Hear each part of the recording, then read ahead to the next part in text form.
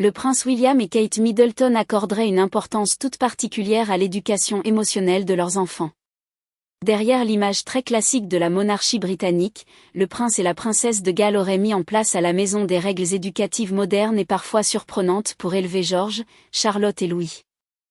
L'une des règles les plus strictes concernerait les cris. Dans la famille de Galles, il serait tout simplement interdit de hausser le ton. Selon plusieurs médias britanniques spécialisés dans la famille royale, les parents souhaitent instaurer un climat calme et respectueux au sein du foyer, où chacun peut exprimer ses émotions sans agressivité. Ainsi, lorsqu'un des enfants se met en colère ou commence à crier, la conversation est immédiatement interrompue.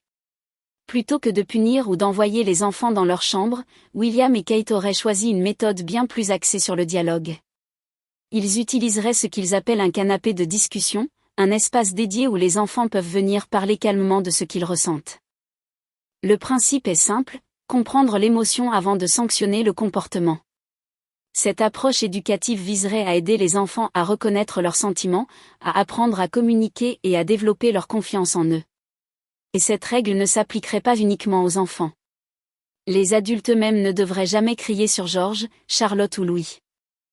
Dans cette organisation familiale très structurée, William et Kate peuvent compter sur l'aide précieuse de leur célèbre nounou Maria Teresa Borrallo.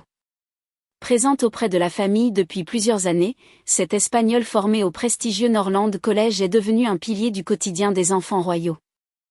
Les gouvernantes issues de cette école d'élite reçoivent une formation extrêmement complète, allant des soins aux enfants à la sécurité, en passant par la gestion émotionnelle et le protocole royal. Selon d'anciennes diplômées, élever la voix devant un enfant est totalement interdit dans la méthode Norland. L'objectif est de créer un environnement rassurant dans lequel les enfants se sentent écoutés et respectés.